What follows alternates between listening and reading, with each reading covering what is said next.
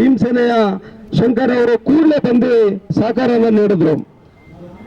ದಲಿತ ಬಂಧುಗಳೇ, ಇವತ್ತು ಇದೇ ಘಟನೆ ಯಾರೋ ಮಂತ್ರಿ ಮನೆಯಲ್ಲಿ ಆಗಿದ್ದಿದ್ರೆ ಸುಮ್ಮನಿರ್ತಿದ್ರ? ಸುಮ್ಮನೆ ಇರ್ತಾ ಇರ್ಲಿಲ್ಲ. ದಿನನಿತ್ಯ ಟಿವಿನಲ್ಲಿ ಅದೇ ಆಯ್ತಾ ಇತ್ತು.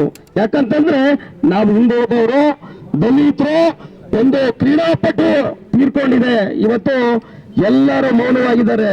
ಅವರವರ ಕುರ್ಚಿಗೆ ಹೋರಾಟ ಮಾಡ್ತಾ ಇದ್ದಾರೆ. ದೈಲಿನಲ್ಲಿ ದಂಡ ಹೋಗ್ಬಿಟ್ಟಿದೆ. ಇಂಥ ಘಟನೆಗಳಿಗೆ ಧ್ವನಿ ಎತ್ತವರು ಯಾರೂ ಇಲ್ಲ.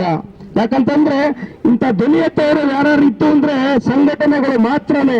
ಇವತ್ತು ಏನು ವೆಂಕಟರಮಣ್ಣ ಎಷ್ಟೋ ಸಂಘಟನೆ ಕಟ್ಟಿದ್ರು, ಎಲ್ಲ ಹುಡುಗರನ್ನ ಬೆಳೆಸಿದ್ರು. ಅವರು ಮನ್ಸು ಮಾಡಿದ್ರೆ ನಾಳೆ 10,000 ಜನ ಬೀದರ್ಗೆ ತುಂಬ್ತಾರೆ, ಕೂಡಲೇ ನಿನ್ನ ಸಸ್ಪೆಂಡ್ ಮಾಡ್ತಾರೆ ಅಂತ ಹೇಳ್ತಾ ಅಣ್ಣ ಯನ್ಮೂರ್ತಿ ಅಣ್ಣನೂ ಅಷ್ಟೇ.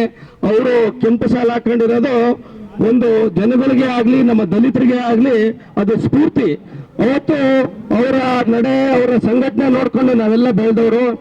ಸ್ವಾಮಿ, ಪೊಲೀಸ್ ಇಲಾಖೆಯಲ್ಲಿ ತುಂಬಾ ಜನಗಳು ಇದ್ರು ಅಂತಂದ್ರೆ ನಮ್ಮ ದಲಿತರನ್ನ ಉದ್ಧಾರ ಮಾಡೋದಕ್ಕಾಗ್ಲಿ, ದಲಿತರನ್ನ ಚಮಸೋದಕ್ಕಾಗ್ಲಿ, ದಲಿತರನ್ನ ಸಂಘಟನೆನ ಕೈ ಹಿಡಿಸ್ಕೊಂಡು ನಡೆಸ್ಕೊಳ್ಳೋದಕ್ಕಾಗ್ಲಿ ಡಾಕ್ಟರ್ ಸುಭಾಷ್ ಬ್ರಹ್ಮಿ ಅಂತವರು, KVK ರೆಡ್ಡಿ ಅಂತವರು, ಉತ್ತಪ್ಪ ಅಂತವರು, ದುರ್ಗಯ್ಯ ಅಂತವರು ದಲಿತರನ್ನ ಕಂಡ್ರೆ ಒಂದು ಗೌರವ ಕೊಟ್ಟು ಚೇರ್ ಹಾಕಿ ಕುಣಿಸಿ ಮಾತಾಡೋಂಥವ್ರನ್ನ ಒಂದು ಕೇಸ ಆದ್ರೆ ತನಿಖೆ ಮಾಡುವಂತ ಕೆಲಸಕ್ಕೆ ಮುಂದಾಯ್ತಾ ಇದ್ರು.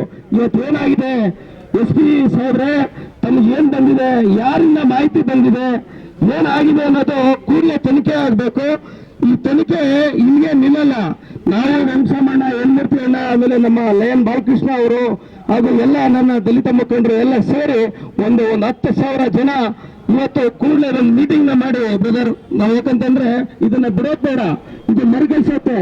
ಯಾಕಂತಂದ್ರೆ ಒಬ್ಬ ಮಂತ್ರಿ ಮಗನ, ಒಬ್ಬ ಕಾರ್ಪೊರೇಟರ್ ಮಗನ ಆಗಿದ್ರೆ ಇಲ್ಲಿ ಬಿಟ್ಟಿರ್ತಾ ಇದ್ರ ಬಿಡಲ್ಲ. ಅದು ನಮ್ಮನೆ ಹೆಣ್ಮಕ್ಳು ಯಾವುದೇ ಕಾರಣಕ್ಕೂ. ಯಾಕಂದ್ರೆ ಹಾಗೇನೆ